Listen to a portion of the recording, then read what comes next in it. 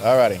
And welcome back, everybody, to Cibolo Creek Conversations. My name is Wyatt Marchant. I'm here with Mr. Paul Wilson. How are you, sir? I'm doing well. Doing well. Yeah? Yeah. How about yourself? Can't complain. Can't I mean, I complain. should know this. We just had lunch about 2 hours We ago. did at China Bowl. Now we're both kind of feeling it. Yeah. Everyone's favorite restaurant. Yes. So for those who don't live in Bernie, there's this Chinese place, and it's not like you wouldn't take your wife there on an anniversary. No, you wouldn't. You wouldn't. No. Particularly not Charlotte. But which is Paul's wife. But anyways, it's great. I love it, but it also messes you up kind of afterwards. We don't want to go into that, but We won't go into that any further, but just to let everybody know what's so going I on. know how you're doing because we just had lunch and caught up with each other. But I went on to explain China Bowl. exactly. Yeah, it's just the quality content that we're making here at Cibolo Creek. Quality content. Yeah. Everybody wants to know. Yep. Everybody wants to know. But well, let's just jump into it for today. Today we're gonna talk about a topic that can be kind of touchy for some, but I also think it's very timely, just given the current scenario going on, at least in the United States. And that is the topic of immigration. And now this isn't. I know you have some things to say at the outset. I have some things to say in the outset. But just this isn't. Hopefully, this isn't just going to be us talking about the more political way of discussing immigration, as the different views from either side, but more of how should a Christian view immigration. And I know there's two different sides of that. There's legal and illegal. So what do we do with that? How do we view that? And the reason that's pertinent now is just because there's been a lot of people coming across the southern border, and it's kind of a topic on everybody's mind. Even people who live in, I think, Pennsylvania said that was their number one issue going into voting this year. And so it's like, well, they don't border Mexico, right? And so yeah. So how should a Christian view or think about immigration as the topic of today? Yeah. Well, interesting. You said it's kind of touchy. I don't think it's kind of touchy. I think it's incredibly controversial, and it's very complex. And I'm hoping that today some of what we dive into is a discovery of how complex it can be, which then means it's not an easy topic to sort out. And because of its complexities, there's lots of different viewpoints and perspectives, and certainly a lot of different passions that come to bear on the discussion. So, not that we're going to figure it all out today or, give the final word on it, but I do hope that some of what we discuss here today highlights the need to be understanding of the many dimensions to the discussion. Yeah. Rather than make it all one dimensional. Yeah. Depending on what your preferred dimension might be. Yeah. Which side of the aisle you fall. Yeah. And I do, as you said, I want our audience to understand that this isn't a political perspective on it, where you and I are really discussing what is a Christian response to the situation. And that's where I wanted to begin at the outset, is I wanted to make sure that we declared something forthrightly and were crystal clear about it. And I wanted to do it up front in the discussion so that for listeners who may not stick with us throughout the entire discussion, when this is released, they don't listen to the whole podcast. Yeah. I wanted to make sure that this was the thing that they heard us say right up front. Yeah. Because many ways, it does guide the discussion about a Christian response to all of this. And the thing I wanted to make sure is that everyone understood, and this is the perspective that I'm coming from. I know it's the perspective that you're coming from, is that as Christ followers, we are to be submissive to and obedient to Jesus. Yeah. And his mandate to us as his followers, his highest mandate was that we are to love.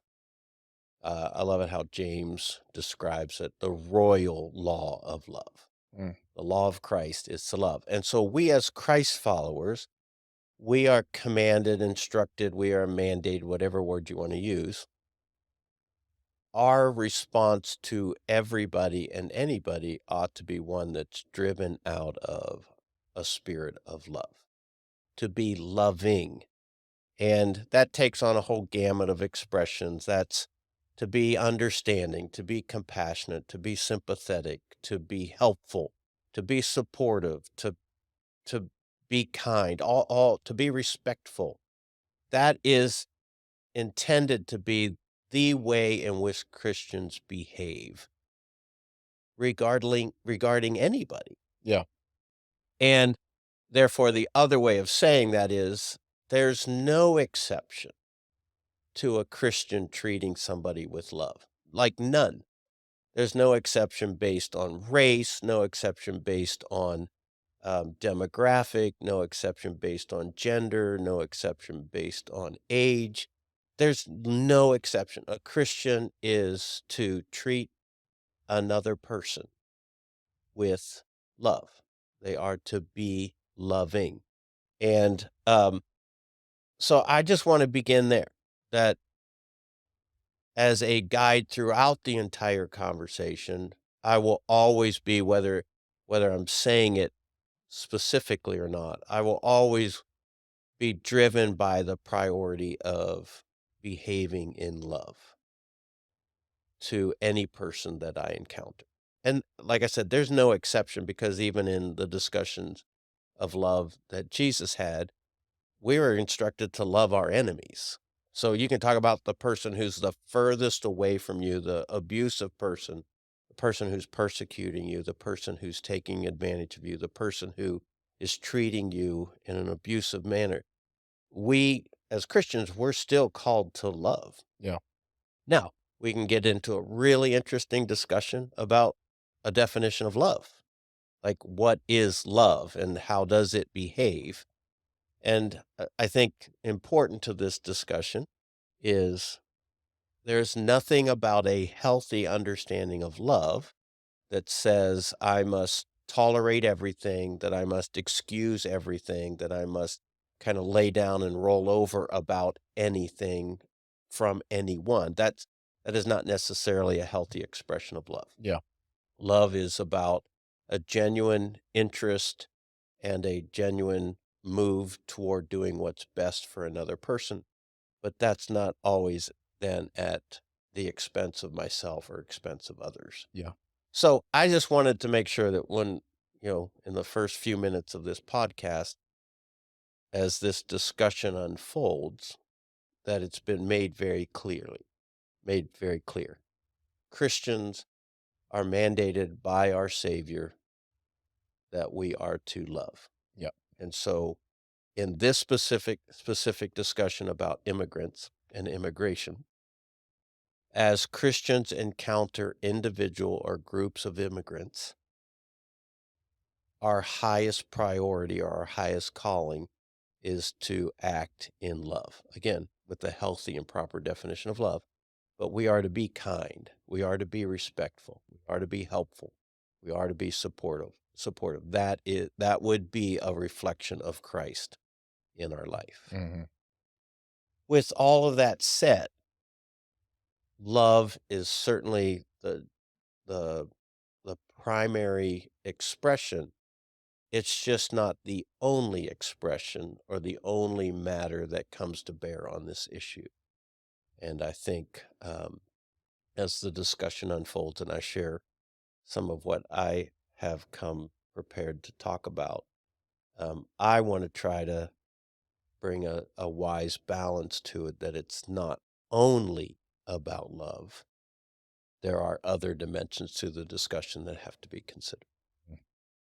So that was kind of what I wanted to start with so that when this is released and we're 30 minutes into the discussion and people decide in their car, I can't listen anymore.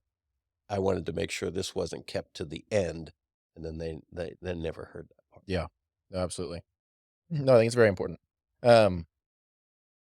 So I guess let's just jump in. So, like, say somebody, well, I'll just ask you and don't have to make it a hypothetical, but, Paul, there's a lot of things going on with, people coming across the border, particularly the southern border.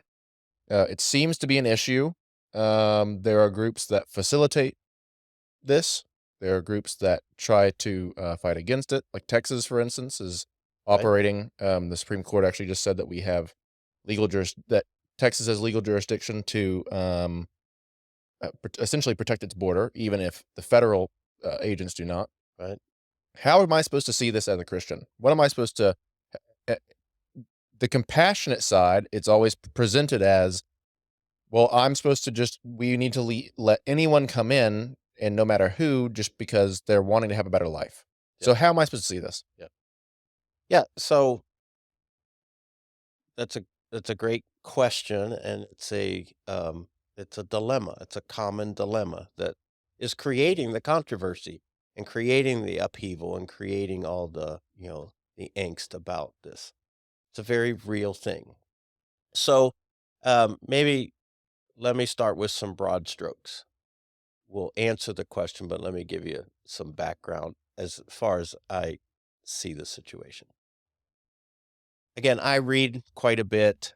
I certainly watch culture and society. I'm fascinated by all that. So I'm not an expert on all things immigration, but I have a perspective on stuff that I'm seeing and hearing and stuff that I feel and sense my own self. But um, my observation is that there's three camps in this whole discussion, just groups of people around which they identify a certain perspective. Um, if this was a stool, there's three legs to the stool Mhm. that people tend to rally around. The first camp or the first group of people, they're the compassion only people, and they think that the only response to a situation like this is all compassion. Yeah. And those are and again, these are characterizations. These are the folks that are saying anybody and everybody should be welcomed across our borders. They're the open borders people. Mhm. That America, and they'll say, America is a nation of immigrants, and that's one of the astounding values of the American way is that we welcome all and we embrace all and we include all, and I'm all game for that. So the compassion only people are saying anybody and everybody should be allowed across our borders or into our nation. Um, and I there's a part of that that I'm certainly sympathetic to and supportive of.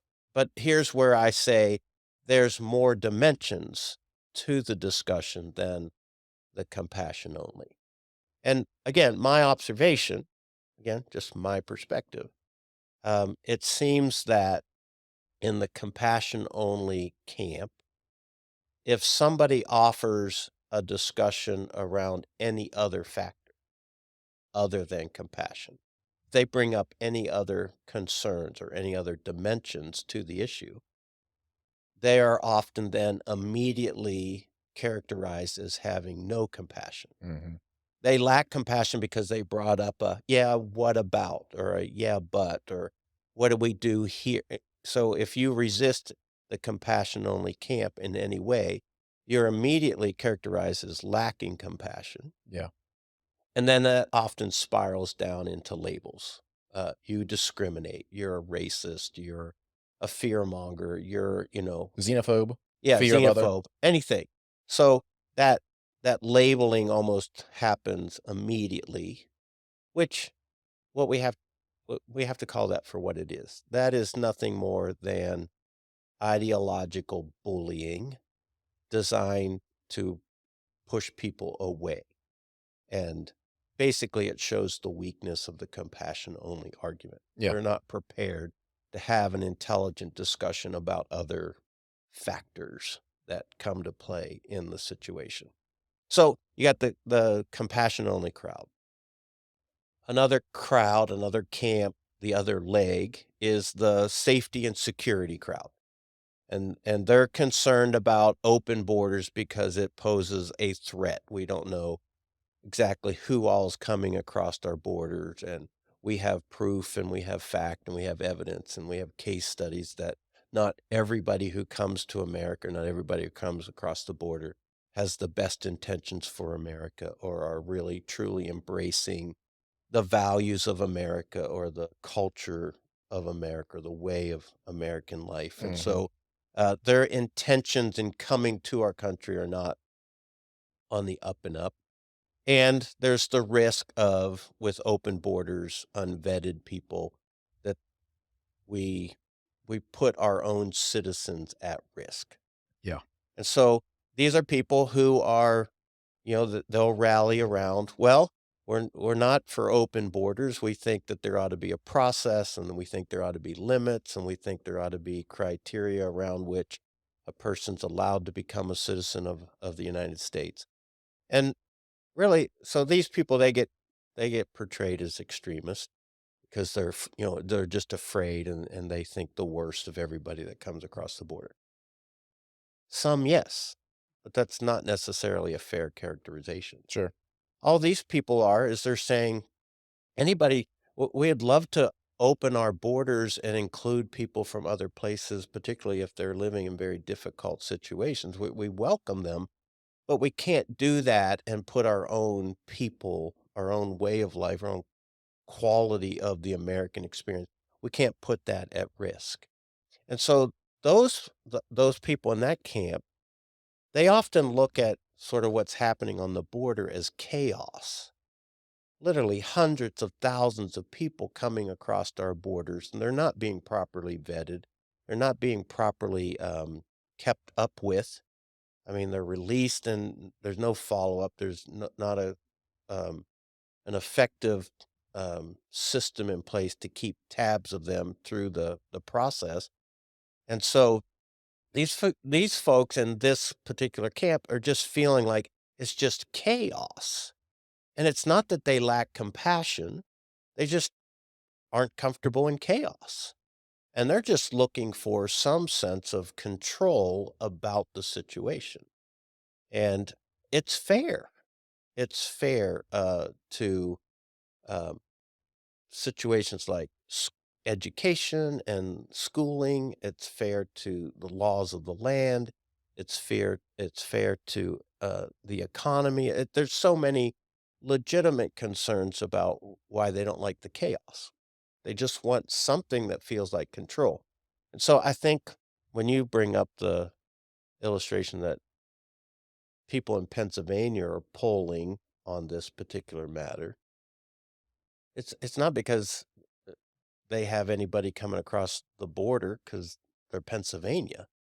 I think some of what they're feeling is the angst about the lack of control Yeah. and the resulting chaos, because, I mean, they know that some of these immigrants coming across the border from, South America are being distributed throughout the United States, Yeah.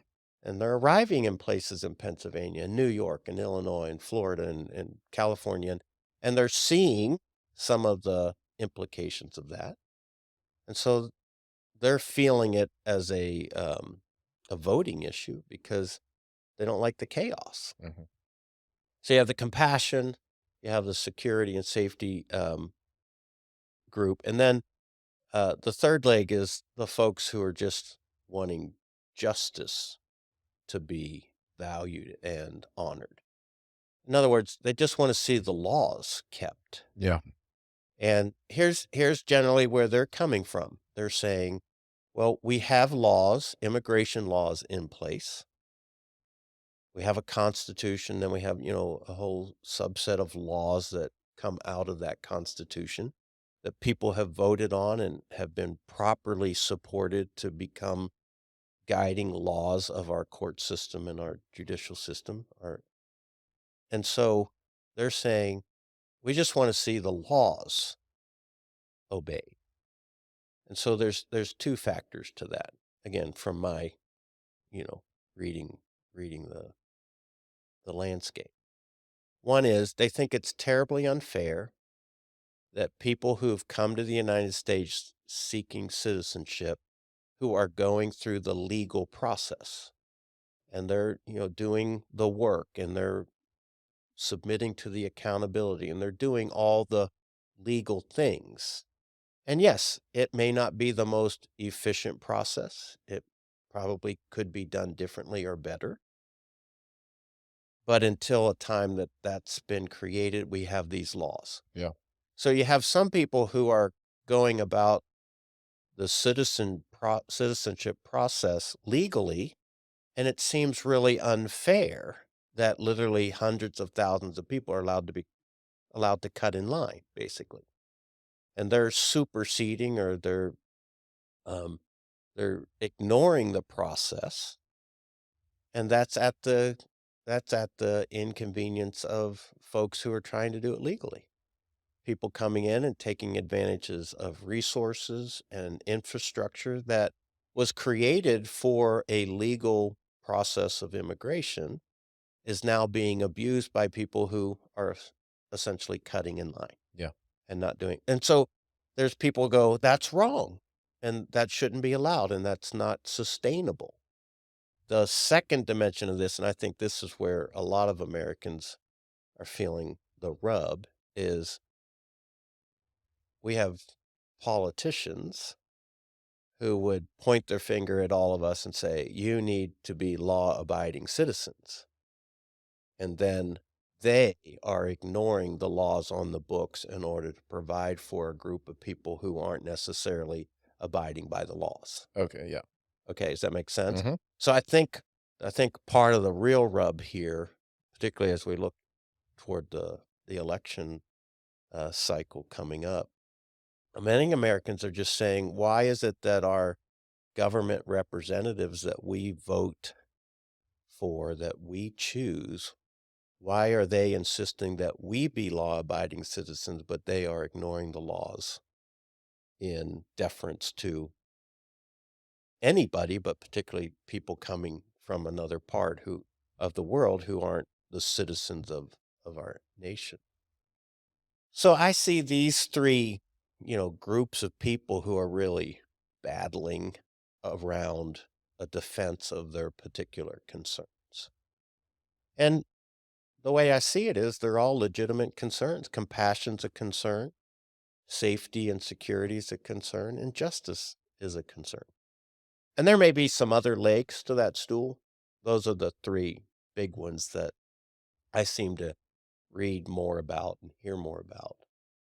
Um, Here's where I come from on trying to find some kind of balance to the three legs. So I think there's a fourth leg, and that's what I'd call wisdom. Now, this is just a thing for me. There's probably few things in life that I want more for me as a person than to be wise. Um, Probably at the top of my list, I want to be a gracious person. I want to be a person who is filled with grace and who treats and responds to people with grace. A close second or an equal tie of, what other kind of person. I want to be a wise person. I'm fascinated by wisdom, and I want to be a wise man. And in my understanding, wisdom is often about finding a balance to all of the competing or attending um, dimensions of an issue. Mhm. So, really, what I'm striving for, in my understanding or my reaction to what we see regarding immigration in the United States, is I want to see or find a balance of the proper application of compassion, of safety and security, and of justice. How do we bring them all to bear on the situation so that um, whether we're looking at immigrants or whether we're looking at citizens of the United States, everybody, everybody's being treated with love and looking out for their security and providing them justice. Does that make sense? Yeah. Yeah. So I want immigrants to be protected by justice. I want them to be safe and I want them to know love. But I want the citizens of the United States to be the recipients of the most loving response in this regard. I want them to be safe, and I want them to also be protected by the laws of our land. And so that's kind of where I'm camping out these days, is really seeking from the scriptures, from history, from current situation. I'm trying to look for the wisest sort of s- say solution. I'm not sure there is a solution, but at least the wisest sort of response Mhm. to what we're talking about. Yeah. Yeah, no, I think all that's, very accurate, like the 3 legs, the 3 different camps people are in. I guess the way that, like, I look at it is, I think the scriptures would report a or support, and you can tell me if I'm wrong, kind of an idea of a spheres of responsibility. And so, like, for instance, like, you as both a husband and a father, like, that is your first responsibility and role. And then as a pastor, that would be second, Right. and then maybe to your broader community and so on and so forth. I think that that also extends, both to each individual person of, say, our country, but also to our country and our community as a whole. There's spheres of responsibility Right. and different levels, I guess. I guess that's kind of the way Yeah. No, I try to assess the scenario. And now there's dangers to that because you can get so focused on, say, your first sphere, maybe just your family that yeah. you being a pastor would start to suffer, for Right. instance. But there's kind of a time and place for certain things and different uh, places to put your intentions and all of your resources and Yeah. effort. No, I think that's a really another healthy way to look at it Yeah. is looking at spheres of responsibility, and then everybody functioning in relationship to their proper responsibility. And so that's, I think, again, part of the rub nationally right now, and why you got such angst over this topic is there are people, and a large percentage of a population, that's saying, I don't feel like our government is honoring their sphere of responsibility correctly. Yeah. And, this isn't about politics, but on the national discussion, that's a voting thing, is who do I want in the White House that assures me that they're going to fulfill their responsibility as far as honoring the laws of the immigration laws that are currently in effect. Mhm. I think that's what people want, is that those are the people that are concerned about the chaos. And it's the reason I like that sphere of responsibility is I often, when I get into discussions or when I'm thinking about stuff, I often reduce it down to what would I do in relationship to my own home. Mm. So, like, for instance, in the life of a church, finances is a big topic. Providing and taking care of a church family, and being faithful, and being uh, practicing financial management with integrity. Those are all big issues. Mhm. So, I was saying that sometimes when I'm trying to sort out like complex dilemmas, Yeah. I try to reduce it down into the experience of my home. I was sharing that sometimes churches, they have dilemmas that they're trying to sort out when it comes to finances. And so I tend to think of those issues like, how would that work in my home? Mhm. And in my home, I wouldn't take on a completely unmanageable amount of debt because it wouldn't be fair to our family. The same, then I say, by principle, it would be unwise for a church to take on an unmanageable amount of debt because it would be unfair to church family. Yeah. So when I think about like some of the dilemmas around immigration and trying to pursue a balance of like the three legs distributed fairly. Um, I think in terms of, how would it work in, somebody's home?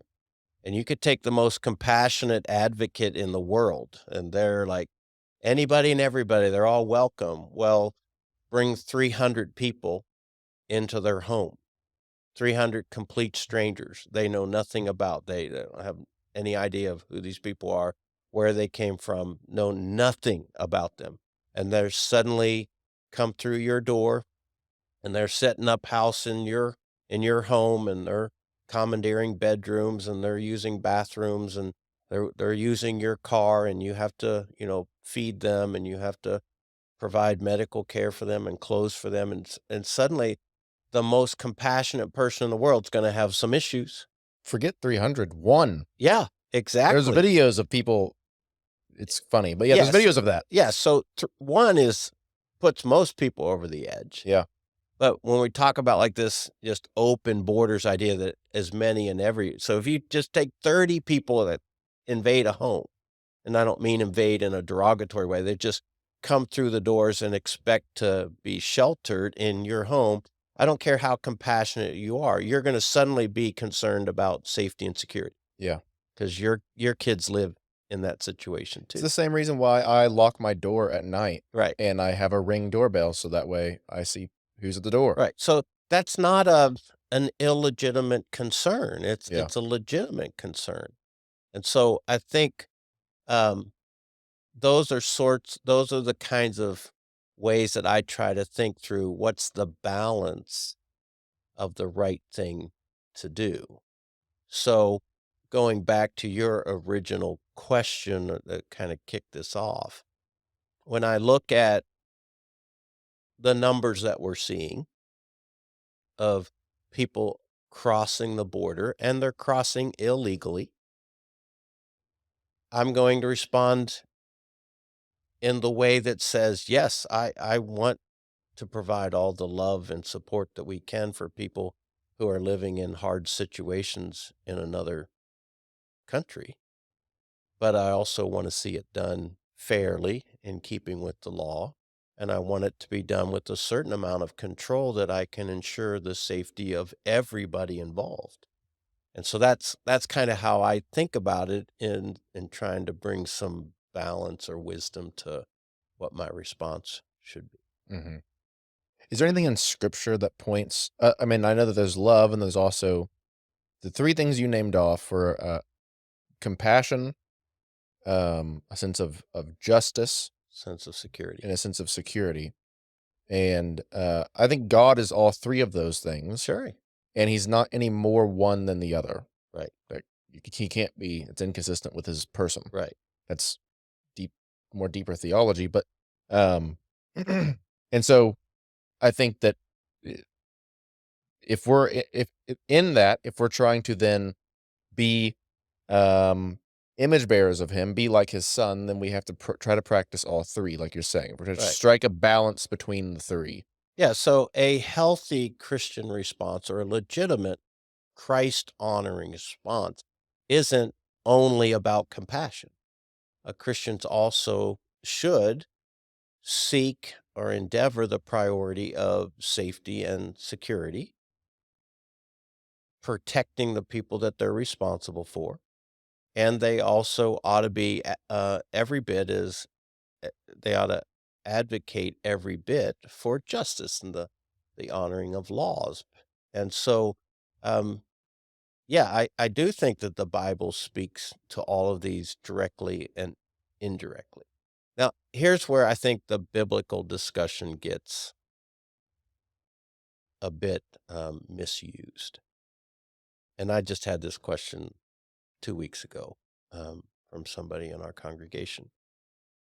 And they were asking me, Paul, what should be my attitude or my response to this whole situation? And they were referring specifically to what's happening at the southern border of the United States and Arizona and Texas and California. And um, they were saying, what should my response be?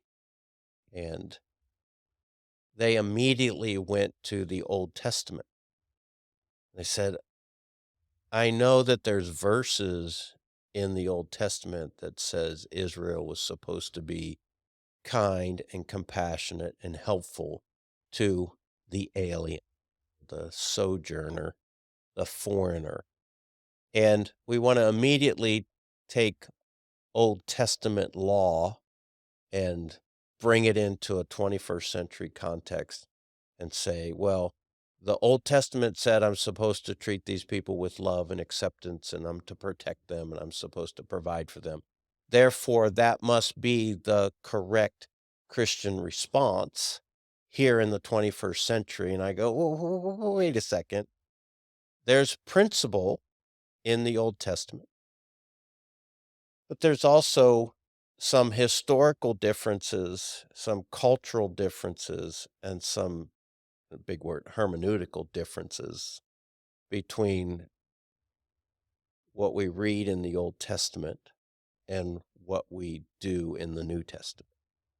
And so I think some of those things need to be talked about honestly. But I could say on one hand, the Old Testament portrays a principle that Israel was to be welcoming, they were to be supportive, they were to be kind and compassionate to the sojourner, the foreigner in their midst. They were to protect them and provide for them. And I'll say that is a very clear principle, and I think it reflects the heart of God. And I would say that that principle would translate into the 21st century. That's consistent with the instructions of Jesus about being a loving person. So I'm all good with that. But I can't just immediately make Old Testament law application to 21st century realities. It's also, I was smiling earlier because it's so funny for the more compassionate person to reference Old Testament Yeah. Yeah. as the precedent upon which we're supposed Yeah, to look because at the those same people will often look at the Old Testament and yeah, go, "Well, that's not very if you reference compassionate." it anywhere else, it's Yeah, like, no. yeah. But here's the deal, if we're gonna if we're gonna somehow give ourselves a permission to say the Old Testament Mosaic law provides guidance on how we should treat immigrants, so then we say, "Well, you gotta be consistent." So are we gonna start stoning adulterers? Are we gonna start, um killing children who are disrespectful to their parents, because that's also Old Testament Mosaic law. You know, people go, "Oh, no, we're not gonna do that." Well, that's not the prerogative of handling Old Testament scriptures properly. You can't just pick and choose what you want. We're also not Israel. We're also not Israel, and we're not under the Mosaic law. But I think there's even a more interesting dimension to how you look at the Old Testament. So, yes, I think there's a principle about Israel taking care of and providing for. But here's some of the big differences. One, we're not Israel. Mhm. We're not living under Mosaic law. It's a completely different government arrangement. Um, People didn't really have a say in how Old Testament Israel was governed. It was a monarchy. We don't live in a monarchy, we live in a constitutional republic, and its citizens are allowed a voice and a vote, and they select representatives who are supposed to represent the will of the people. Okay, so if the will of the people says we want some control on who has access to our, our country and its resources, then that ought to be upheld. But that wasn't that that didn't exist in the Old Testament. But even more importantly is if you look at some of the details of God's instructions about how Israel was to take care of the foreign, um, in uh, in Deuteronomy, I've always thought this was interesting. Um, Jews were given the instructions that if they were farmers, they were to, if they were harvesting their field, they were to leave the corners of the field unharvested. Or if they had fruit trees. They were allowed to pick the fruit, but they weren't allowed to go back through the tree a second time to make sure they got all the fruit. Or if it's vegetables, they They were to go through the row, but they couldn't clean out the entire row. And God gave them specific instructions. That's so that the sojourner would have some kind of resource by which to eat. And I think you can take that as an illustration, then there's probably lots of principles around it. But here's what I think that's indicating. The number of sojourners or foreigners coming into the nation of Israel at the time that the Old Testament was occurring, the events of the Old Testament, don't even begin to compare to the numbers that are currently happening here in the United States. Mhm. Literally hundreds and hundreds of thousands of people, Millions. millions that have to be provided for. There's an expectation that we're going to provide for them. And that's some of that unseemly side is that many of them, s- some of them, I'll just say that, some of them are coming not to become Americans and not to become, citizens. They're coming for the handouts, the freebies, the infrastructure and resources that have been created in support of them. I don't think that that's a crazy idea. I mean, uh, to me, that's common sense, especially if I were them. Why would you not take advantage of a Sure, weaker border? sure. But I think on the other side of it, Americans are looking at it as an abuse of Yeah. the invitation or the openness of our country. No, I agree. That's what I'm Okay. saying. It's common Yeah, yeah. sense to see to think that if we have a more open border, it will be abused. Yes. Yeah. Yes. Okay, but going back to Old Testament Israel, I don't think that the amount of fields whose corners were left unplowed or unharvested, or the amount of vineyards that were left with some still on the vine, could even begin to provide for the kind of numbers that we're seeing. So Israel was facing a different situation. Well, even in the same way, God instructs them to leave food because this sojourner, it's from what I am understanding, it seems like they're kind of passing by Okay, rather than God saying, "Hey, on your land, keep an acre so that way whenever somebody comes, they can stay there." right. That wasn't an instruction. Yeah. So, yeah, that's a discussion about who the sojourner was. Were they just passing through? Were they just there for a temporary time?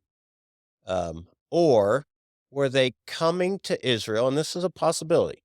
They were coming to Israel because they saw how Israel was blessed and they desired to become a part of the people and the culture of the nation of Israel that was blessed by God in order to become not Jews, but to become members of an Israel society, like to participate and contribute and to adopt a way of Israel because they knew the advantages that the nation of Israel enjoyed under the blessing of God. So you don't have them. I don't think there's any evidence in the Old Testament that I can tell that you have literally millions of people coming into Israel in the Old Testament, desiring basically to create their own communities or sub countries and rule themselves or maintain their own identities and national, customs. I don't see that. Yeah, I wouldn't describe Old Testament Israel as a multicultural society. Oh, not at all. Probably the opposite. That's a great way to say it. Yeah, And so I think that's some of the chaos that Americans are yeah. struggling with is to say, man, yeah, we want to welcome everybody and give them an opportunity to enjoy the many opportunities that exist in our nation with its values and with its um, government and its education and all the things. We want that, but some of the chaos that we're seeing is multitudes of people coming in, but not wanting to embrace an American way of life or American values. or American sensitivities. They're just wanting the freedom to do as they please.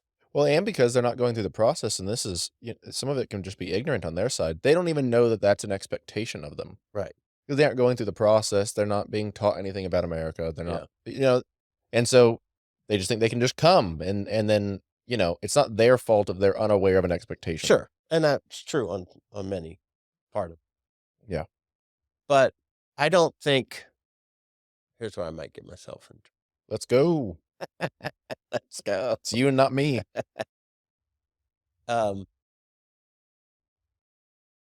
I don't think that the citizens of the United States are obligated to just roll over and allow for that ignorance or that abuse of a system that was created to preserve and protect the best of the American experience. And I think that's the big rub politically. If you want to make it political and you want to talk about two different parties, because it seems like both parties have these very extreme positions or attitudes about the topic or the issue. And I think that's part of the rub is that one party's really concerned about the um, ignoring of laws, the abuse of a system, and the threat of what that chaos means to quality of the American experience. And I'm not talking about wealth. I'm just talking about the quality of an experience that is truly American, which makes us one of the unique places on earth. And I, again, this may be my patriotism. I think it's worth defending. I think it's worth protecting. I think it's worth preserving because once this very unique nation called the United States of America is lost, there's no getting it back. Hmm. And I mean, I haven't traveled the entire world. I've traveled enough places to know there isn't another place like it. And so I don't want to see it lost. I don't want to see it endangered. And that is not, please, that is not to suggest that every person who's immigrating to the United States is a danger to an American way of life. I'm saying that the poor process by which it's being handled right now poses an amount of chaos that certainly can be a risk to preserving and protecting what is a very unique and beautiful experience called America. Yeah, yeah. Well, in the process, it's supposed to safeguard that, and like you said in the beginning, it isn't the most efficient thing in the world. I mean, I don't know what government agency really is the most efficient thing in the world. Eh, Go to the DMV and everybody knows. yeah, by nature, governments and their bureaucracy become very inefficient Yes, slow organizations. and Yeah. just whatever. But I think it's on the minds of a lot of people just because, and here's kind of the thing, and I think people get upset with this because people on, say, the more closed off camp or say the more conservative side of the spectrum, they'll bring up instances of um, illegal immigrants committing crimes in the United States. And so somebody on the other side is like, well, that's one of many for one. And then two, there's Americans that do crimes all the Right. time. Well, it's in the same way. It's like, well, we might have had one less if that person who's not even really supposed to be here Right. legally, Right. if they weren't here. And then two, also, it's like, yeah, we do have our own issues, but at least like, well, you're a citizen. It's like if you know, somebody in a church, like, you aren't going to, you aren't responsible to, I guess, church discipline, whatever your views are on it. But regardless, like you aren't responsible outside of the church. But if you're a member of the church, well, that's your own. You deal with Right. yes, you're going to have That family. problems. You Right. deal with that family, or you deal with the nations or the citizens of this country. But I'm not Um, responsible to deal with the issues of the other churches across town. Correct. I shepherd this one. Yeah. And so if there was a heretic at the church across town, in fact, Your job is to protect your church from said heretic. Um, and so yeah, I think that's where a lot of the frustration is coming from. And again, 1%, if that, of the people coming across are the ones doing those types of things. Right. And so I hate to you don't wanna cast all of them in a light of No, being and dangerous or criminal or whatever, and I think that that's something and here we go, I'll say the Trump word, but, like, that's something Trump, I think, got in trouble for doing a lot right, of the time, and I think yeah. he's Well, not not the most graceful person with his words, but Trump aside, anytime you go to the extreme. yeah, So the safety and security extremes, they say stupid stuff that are not considerate of the other 99% of immigrants who are well-meaning, endeavoring to, make the step up and do the responsible thing for themselves and their families and so yeah, you always have the extremists and unfortunately in our current day media, they always look for the extreme as a way of, supporting or defending their ideological propaganda. And so they either they either highlight that extreme or they ignore the extreme based on the narrative. And so we don't get a fair picture. We San Antonio's got a wonderful population of refugees from the Middle East that have um, come here.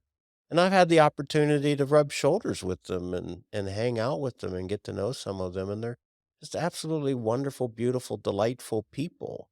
And they are that type of person, that type of immigrant or refugee is the lion's share of the experience. Are there bad players amongst them? Absolutely. But the amount of the good players versus the amount of the bad players does not necessarily mean that we should ignore the abiding principles in the discussion of compassion, security, and justice. yeah, yeah, because it doesn't take very many bad players for it to be a problem No, not at at all. all, and No. that's immigrant or non-immigrant, it doesn't take very many Yeah. to be an issue. If you look at this is kind of off the top of my head, I guess. If you look at like the United States military, take 1,000 soldiers and 999 of them are awesome people. And one of them's a bad apple. But those who lead those units of people know that that one bad apple, if left unaccounted for or unchecked, can do a whole bunch of damage. And so it becomes important because of the significance of the influence it can have. And it has to be dealt with and quickly so that the remaining 999 are not adversely impacted by it. And I think that's the same thing that we're seeing with some of the, illustrations of things that are happening where immigrants are making um, or committing crimes. It it is it is significant. It needs to be addressed and dealt with because of the enormous impact it could have in the bigger picture. Yeah, yeah, and kinda going back too, it's like, I think there's times where like I said, like, there's times where, us being able to let in more people at one time is completely we're able to do that, and there's times where we're not, and, I would I would say that the American people, in large part, are saying that this is not one of those times. Um, Just because I I think it's being terribly mismanaged. yeah, mismanaged, and I think, people are just feeling not taken care of by their own government, like you were Right. talking about earlier. So it's a sense of injustice that's Yeah. taking place. Yeah. Yeah, yeah. Well, I think that we solved that issue. I don't know why it's taking them so long. What's the issue here? Yeah. I was listening to an interview as I was kind of getting my thoughts ready for this. I watched an interview. It was moderated by um, a man who was remaining neutral, and it was 2 pastors that he was interviewing, and the, pastors were sort of on different sides of the issue. Um, they wasn't necessarily, evangelical, unevangelical sides of the issue. It was one of them was much more in the compassion, open borders camp, and one of them was more in the safety, security, let's at least have some control camp. And it was interesting, the one pastor, um, he's immersed in a, um, context where his church is. He's immersed in a very immigrant rich, place, lots of immigrants, and his church serves an immigrant, uh, population. And then it sounded like from the things he was saying, it sounded like he was pretty actively involved in, uh, government or government policy, and he really understood the laws on the books. And,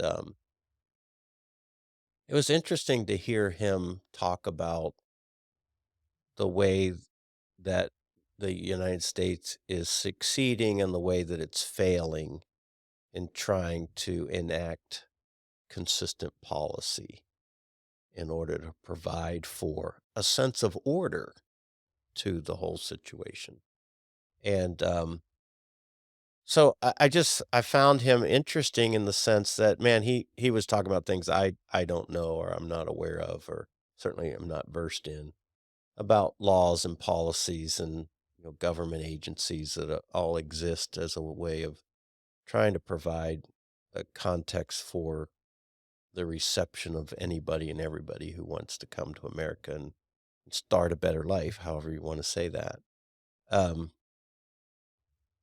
but it was really fascinating about things I didn't understand that exist by way of laws and policies. But he went on to say how frustrated he was that so much of it was being intentionally ignored and thus creating the chaos. And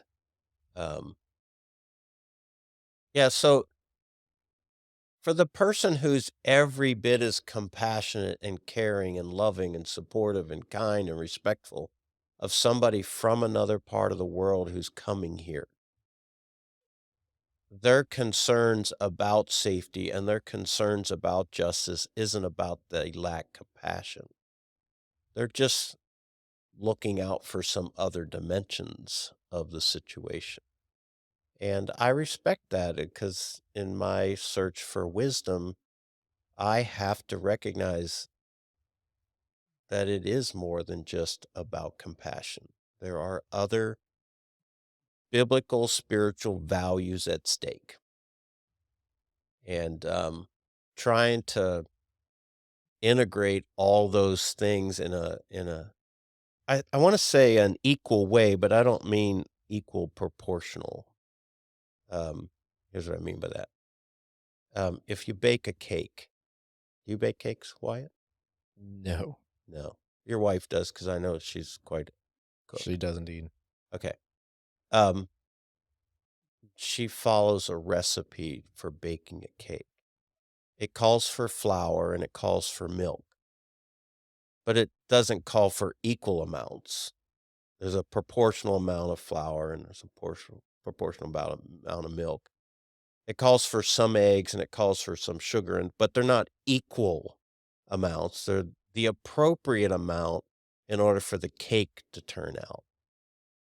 So in this discussion, I think the recipe calls for love, but it can't be a disproportional amount. There's a place for love in the recipe. There's also a place for justice in the recipe, and there's also a place for the safety and security of the immigrants and the citizens both. There's the recipe calls for that. And I think what becomes the challenge then, why this becomes complex and it becomes cumbersome to sort through is if we wanna make them all proportional, but depending on what the circumstances are, they can't be proportional in order for the recipe to be successful. Mm.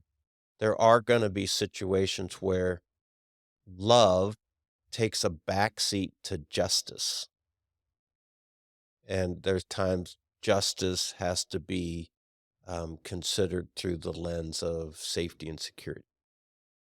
And around you go. That's why it's a cumbersome, complex discussion because, it depends on the unique situation in the larger topic that you're trying to solve or address. Yeah.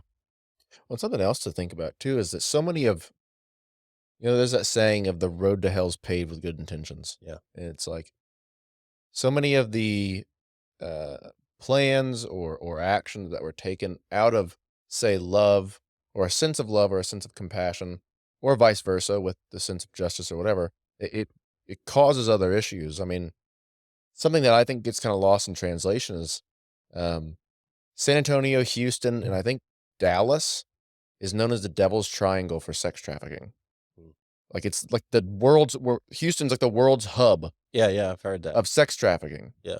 and it's like, do we think that that problem might be made worse with a very, um, you know, open and porous border? More Well, than likely, that's yes, not right? even a question. I mean, Yeah, there's evidence to suggest that the open borders are being taken advantage by immoral players, and that one very particular regard is trafficking people for the sex trade, and I think, again, that's one of the reasons why people, as compassion-filled as they might be, they grow concern about the chaos and the injustice of that and the safety and security of and it's not even, American citizens, it's about, innocent and naive or just, young boys and young girls in difficult circumstances who, in order to win their access across the border, people are taking advantage of them and using them in illicit ways. And so I'm just as concerned about the justice for, a little girl from Venezuela, and just as concerned about the safety and security of a little girl from Venezuela as I am a little girl from America. That's the wisdom that I'm trying to, you know, pursue is where everybody gets served by the greater values of compassion, security, and justice. And I'm just one person. I get one vote, I get one voice, but there's lots of other voices out there. I'm just trying to make sense of it for myself personally, and I'm trying to make sense of it in any regards to how I might shepherd a yeah, church family yeah. in this regard. Something else too is that, like, the people that facilitate the immigration, or who facilitate immigration up and up to the United States border is the cartels. They're Right. the ones facilitating it. And now, um, sometimes if the invitation to come to a place, or the perceived invitation to come to a place, would require you to sacrifice things or to allow things to happen to you or your family members that are unspeakable, it might not be worth coming. And it might, and a Yeah. lot of that is happening. Like the stories that come out of what happens, um, to to these poor people that are just trying to come here is horrifying. Yeah. Absolutely horrifying. And that isn't that I don't want them here. That isn't any of those things. It's just, well, Yeah. What they have to do in order to get yeah, here at the hands of immoral players facilitating them getting here. Yeah, you have to stop and think, is it so awful in my home country of Venezuela that I'm willing to see my daughter sold as, a sex slave in order to get out of here? Those are those are big questions. yeah, And again, you and I sitting on a completely different side of that experience. I'm pretty sure I would know how to make that decision if I was in those shoes, but I'd probably have to be careful saying it. Sure. Yeah. Yeah, I mean, it's just a super tough issue that I think a lot of people are struggling with. I mean, it's funny enough, like, I don't really hear a whole lot of people arguing that there isn't a problem anymore, um, just because I think too many people have recognized that there is, so it doesn't help anybody to argue that there isn't a problem. There is those people that are far more compassionate, and I mean, and they're also needed so that it can help balance out the super, Yeah. hard-handed, more control and safety side of things. I'm not disagreeing with you that most people see problem. I guess I'd say it differently is we certainly are not united in the solution. No, no. Granted, I haven't really heard a solution.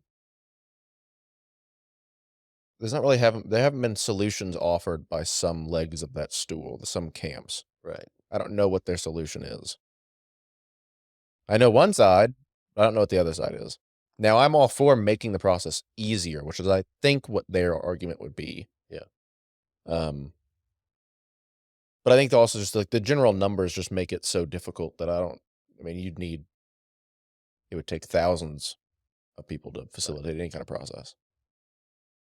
Yeah. I don't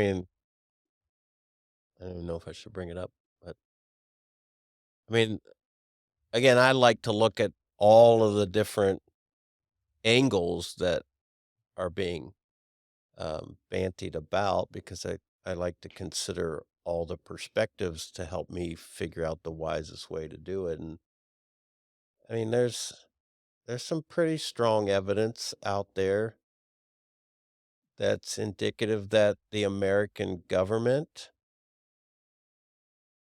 is not being completely above board on why they're allowing so many immigrants in and then redistributing them throughout the United States to the advantage of power. Let And me find a tinfoil hat for you. I should just get one. I could keep it here by my chair every once in a while, Yep. but um, there seems to be a pattern to how these immigrants are being relocated throughout the United States in keeping with census being taken and census determine representation in government. And so again, it may sound a little like tinfoil hat, but again, that's part of I'm just saying for me, that's part of a thing that makes me really upset to think that our government's taking advantage of a situation of which I'm I don't have any say and posing a risk to our democracy. Yeah. And I don't think I'm the only one, and so we hear and read of those kinds of things, and it's just a part of the confusion and a part of the chaos that makes this a really challenging situation to navigate, and folks are just asking for some semblance of control while we get it figured out so that we don't do irreparable damage in the process. Yeah. Well, and I think that to ask that question of, okay, well, why, it's not ridiculous or conspiratorial to ask why are we allowing so many people in? Because I'm sorry, whether you're on the right side of the political aisle or the left side of the political aisle, and you're an entrenched bureaucrat or politician, I don't think compassion is really the thing that's guiding you. I have my doubts about that. Okay. Okay. Yeah. Whether or not, you know, Yeah. they just love people so much. I have my doubts. And And I so, think that's legitimate, and in that case, the compassion is being used as a defense yes, for more sinister endeavor. yes, which is being used for, that's in a A lot of different scenarios. and that goes back to something I was saying earlier that sometimes the compassion angle is really just a cover for some other ambition or motive. But if you start questioning love, then you're just the worst of the worst that you would challenge Yeah, love as a yes. value. It'd be like the drug addict who, "Well, don't you love me? Let me have these." Right. You know? It's Right. like, Yeah. And that so love, there's a definition to love and there's a application to love, and it is not giving somebody exactly what they want. yeah, anybody who has had I haven't had children, but I already know this principle. If you do that with your And kids are gonna suck. well, your home's gonna suck Yeah, because it's gonna be ruled by your children, self-absorbed child. which is what children Right. are, you Right. know? And so yeah, I don't think it's crazy to ask the why on that because it Well, it that's doesn't I make any mean, logical sense. it's never crazy to ask the questions unless you have a truth to hide. Questions are legitimate. Concerns are legitimate. Inconsistencies and explanations for them are legitimate ways of pursuing wisdom. And so anybody who shuts down questions, you have to start wondering, why do they not want to wrestle with the question? Mhm. It's usually because they're afraid of the truth or they're hiding the truth, and it just shows the weakness of their position. Yeah. Yeah, because I mean, like, a lot of people kind of see that questioning of it as, well, all of these immigrants are not gonna be voting. And that might be the case, but you brought up the very good point that, well, once the census is taken, House Representatives is determined by population. Right. Whether you're a citizen or not, it's number of bodies. And so Yeah, that's but just the better articulated fear of what I think a lot of people are kind of screaming about that maybe, your Facebook c- conservative warrior that doesn't know what they're necessarily talking about well, I mean, says it that way. whether it's been passed as laws, there are laws in motion in certainly in the state of California. I think some in the state of New York and possibly the state of Illinois. There are laws in motion. They haven't been adopted, but there's laws in motion that would allow Yeah. undocumented immigrants the right to vote. Hmm. And so again, that's the chaos is wait a second, that is a threat to a number of really important values and practices of our American culture. And again, it's not because I lack compassion, it's because I have a concern for justice. Yeah. And so those are legitimate concerns, and anybody that portrays them as illegitimate concerns, I think, is one either naive and ignorant or they're hiding a larger agenda, and that makes me concerned. Yeah. Well, I think on a more practical side, I would say, you can tell me if you think about this. If you are supporting, whether that be like financially or physically, um, this is where I would say, as a Christian, I would say this is probably wrong through the lens of a Christian perspective. If you are supporting or financially giving to organizations that facilitate the illegal passage of people into our country, I would say that's probably wrong. Would Yeah. you agree? Yes. Yeah. Because you're basically abetting the breaking of law. Yeah. I'd go to say, yes, we are here to support and to help and to feed and to clothe. If the opportunity presents itself, we are to love that person in our midst, but an employer giving them a job, you're now breaking the law, and breaking the law is against the biblical standard that we are called to as Christians. And so, um, Well, I mean, that's what, say, the people on the more that are now the more compassion side, say the more progressive leaning person, they used to hate, like, I think there's the whole saying of like the Koch brothers. Koch brothers used to love illegal immigration because then they could just hire illegal immigrants and pay them nothing, right. as opposed to, say, the American citizen who would require a higher wage. That I mean, a lot of bigger, big industry has supported such things. But now that doesn't really seem to be an issue, a talking point or an issue, which is odd. So I think all of this last 15 minutes of discussion just highlights the complexities and the how compounded all of the implications are. Yeah. And pretty sure the two of us aren't going to sort it all out or come up with the final answer solution, but I appreciate the conversation. I know you and I are not the only ones who are talking about it or thinking about it.